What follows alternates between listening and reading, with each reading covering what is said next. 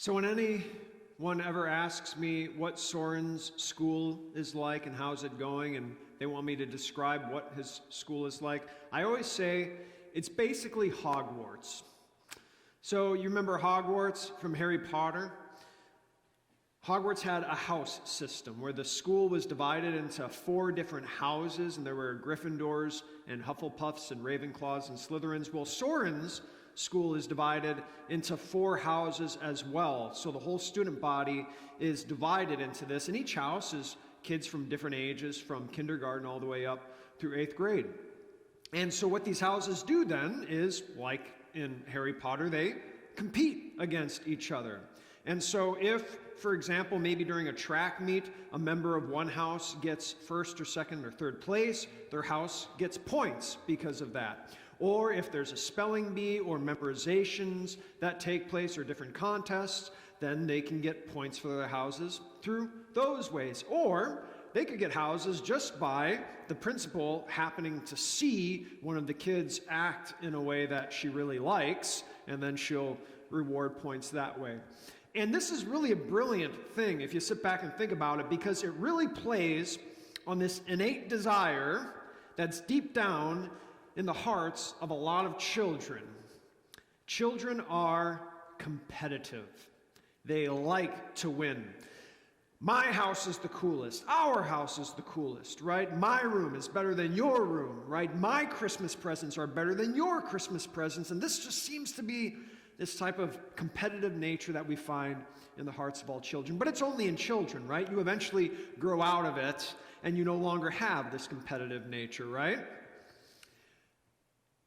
Do you know when you play board games that one person that's particularly difficult to play board games with because they happen to be so competitive? It's in the hearts of all of us, but there's certain individuals, right, that especially struggle with this. Christine and I, our first pastor at the church that we got married in, he invited us over to his house once to play board games. And he says, it's going to be awesome. You can come over and we'll play board games together. And the game that we're going to play, it's Settlers of Catan. Settlers of Catan, and we had never played it before. And he was so excited for us to play it. So we came over to his house, and then we gathered around the table to play, and his wife sat down, and a couple of their kids sat down, and everything got set up. But our pastor, he just kind of stayed off to the side there watching us. And at one point we turned to him and asked, are you going to play the game with us? And he said, oh, my wife doesn't let me. I'm not allowed to play. Why? He was too competitive. He got too competitive, and he just did not act in the most pastoral ways while playing board games. We like to be winners. We like to gloat over winning. We like to rub it in. Who's the winner? I'm the winner. Are you? No, I'm pretty sure I'm the one that won. We love to be winners. We love to be identified as winners. And so it's very hard for us at sometimes to look at that cross, because on that cross, it doesn't look like there's a winner there. In fact, he kind of looks a bit like a loser. And so the disciples are going to be wrestling with this same kind of issue that we wrestle with all the time, that we want to be winners. We want to be people that sit in positions of winners and get winners' glory. And so it begins this way. Jesus is with his disciples, and this is going to be the 3rd time that he tells them something like this. It begins this way, our reading for today. Now, as Jesus was going up to Jerusalem, he took the 12 disciples aside and said to them, we are going up to Jerusalem, and the Son of Man will be betrayed to the chief priests and the teachers of the law. They will condemn him to death and will turn him over to the Gentiles to be mocked and flogged and crucified. On the 3rd day, he will be raised to life. So they're going down to Jerusalem, and what's special about this trip to Jerusalem is it's the last trip that Jesus is going to take to Jerusalem. Because when he gets there, it's going to be Palm Sunday. And then after Palm Sunday, it's going to be Maundy, Thursday, and it's going to be Good Friday. He is going right now to Jerusalem to be crucified. And this is the third time in the Gospels that we get this explicit prediction that Jesus gives to his disciples, but chances are he's been telling this to them many more times than just 3 times. But note how specific Jesus is here. It's not just that he's got some type of premonition that something bad's going to happen when he gets down into Jerusalem. Jesus knew exactly what waited for him down there. How? Because it was all part of Jesus' own plan.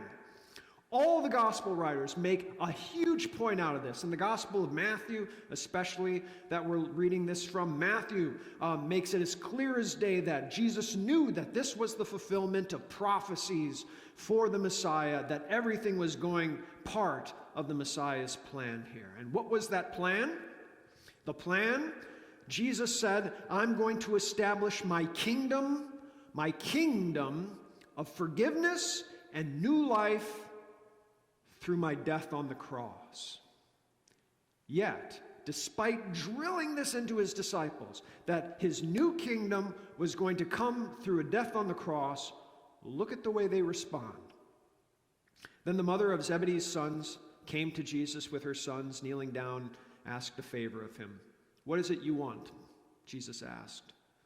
She said, grant that one of these 2 sons of mine may sit at your right and the other at your left in your kingdom. You don't know what you're asking, Jesus said to them. Can you drink the cup I am going to drink? We can, they answered. Jesus said to them, you will indeed drink from my cup, but to sit at my right or left is not for me to grant. These places belong to those for whom they have been prepared by my Father. So we have the mother of Zebedee's sons that approaches Jesus here. So Zebedee's sons, this is James and John. And so maybe you can picture your own mom doing something like this if you've got one of those forthcoming mothers. James has something to tell you. He's got something that, come on, go on, James, go tell him. All right, I'll ask him for you. This is what James wants to tell you about. And what he asks is just absolutely astounding, what this mother asks for the 2 sons. This was the third prediction, and yet the disciples are still thinking about political takeover. They're still thinking about the establishment of some new kingdom, some political kingdom here on earth. How could they still be thinking about this? Remember the plan? All they heard was kingdom, and they had forgotten cross. All they heard was about Jesus establishing his kingdom, and they did not hear that word cross. So when Pastor Getzinger and I, when we do pre-marriage counseling, so when we're going to marry a couple, they come in, and we have some classes with them to talk about what they're getting into and things like that, and usually it goes something like this. We, the pastors, we say to the couple, marriage is great, but it's hard. You got to get prepared. You got to read some books, do some planning, get ready for the hard times. Are you ready for the hard times? And the couple always says, yeah, we know it's not easy, but we're ready. Just marry us. And 7 years later, they come back. Why didn't you tell us it was this hard?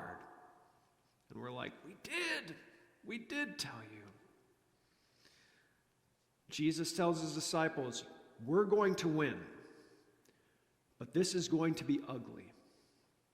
And he uses that word cup.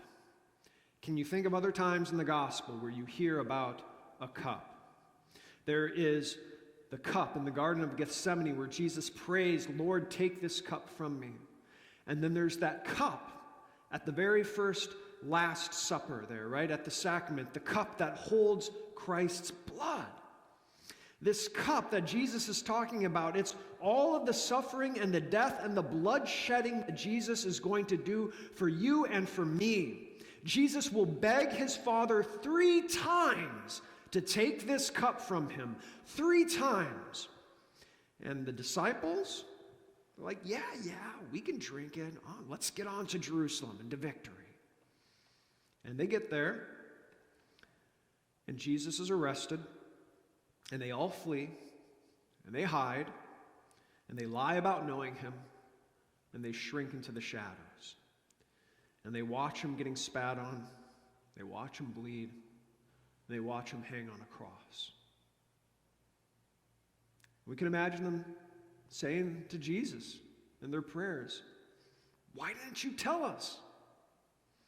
You ask if we can drink from your cup? We can't even watch you drink from that cup." But Jesus goes on and he says, "After I rise, it'll be great for you. It'll be great, but life's going to be hard." And the disciples probably still think, yeah, that's fine. On to the victory, on to the kingdom. And what's life like a Christian like? There's still pain, there's still suffering, but now, on top of the normal pain and suffering that everyone goes through, we have this very odd feeling that we feel as Christians where we're treated differently, and the world is either subtly or not so subtly trying to rob you and your children of their faiths.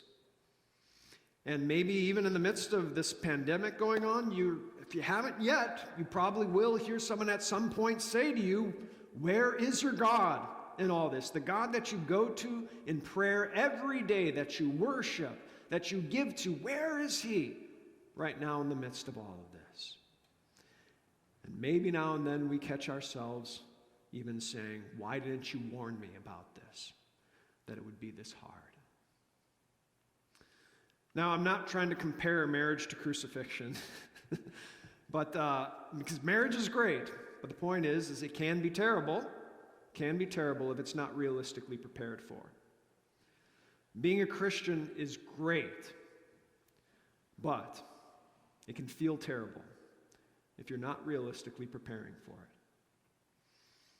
So, if this kingdom that Christ has come to establish, if it's not an earthly kingdom of glory, if it's not about making life easy now, then what's the big deal?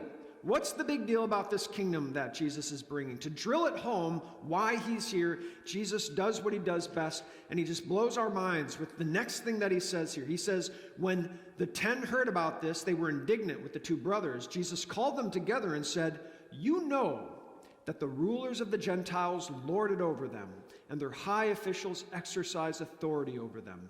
Not so with you. Instead, whoever wants to become great among you must be your servant, and whoever wants to be first must be your slave, just as the Son of Man did not come to be served, but to serve, and to give his life as a ransom for many." So during the Middle Ages, there's this story that was kind of popularly told about Martin of Tours. Martin of Tours became St. Martin, and he's the guy that Luther was named after, Martin Luther. And so the story goes like this. Satan appears to Martin, and he appears to him looking like Jesus. And he appears in lots of glory and power, and Martin falls to his knees, and he's about to worship this vision of Jesus that's full of glory and power and might, but then Martin looks up and he glances at the hands and he says, "But where are the nail marks?" And at that, the apparition vanishes. What's the big deal? What's the big deal about Jesus?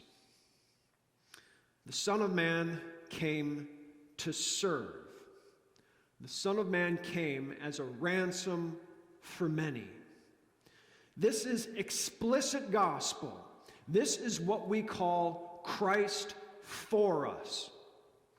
Christ came to trade with us. He came to take our place, and on that cross, when we look at it, what we are reminded of is that all the wrath of God against sin, against our sin, was placed there on Jesus as he hung in our place to pay a ransom for our sins. And God looks at us now, because of that ransom that was paid, looks at us, and he sees us in perfect love, just as he looks on his own Son. That's the most important thing here. is that we have Jesus establishing a kingdom through payment, through paying a price for sins. And so every now and then you might hear your pastors talking about these two types of theology. One is what we call a theology of glory. In the theology of glory, this is what the world wants and expects. This is what the disciples here wanted and expected. And this is what that sinful nature within us that's still there, that rears its head in competitiveness, still wants and expects. That if there's a God, he's going to make life easy for me. But this is a very different type of theology than we find from the lips of Jesus. Jesus speaks what we might call the theology of the cross. And the theology of the cross is like this. Heaven is coming, but first, life isn't going to be easy. In fact, think of those two brothers that wanted those big places at Jesus' right and left hand, James and John. Jesus said, "You will drink from my cup." James was the first of the disciples to be martyred. So he was the first one to lose his life for his faith. John was the only disciple, the only one of the apostles that did not lose his life, which meant that for 70 years he was watching the rest of the apostles get martyred and executed.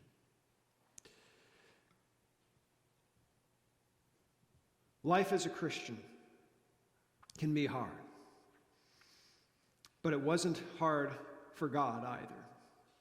Jesus came to serve, and he calls all of us to reflect the same love for him by serving too. And that's what James and John ended up doing. Is through their lives, they became a mirror of the same Savior that died on the cross for us. And life as a Christian is just like that for you and I today. It's hard, but it is worth it. Because Christ reminds us here that the kingdom is already yours. You are already there because the forgiveness that you have with God begins now. He already drank the cup of suffering so that you and I would never drink the cup of God's wrath, and instead, Christ gives us a cup of life.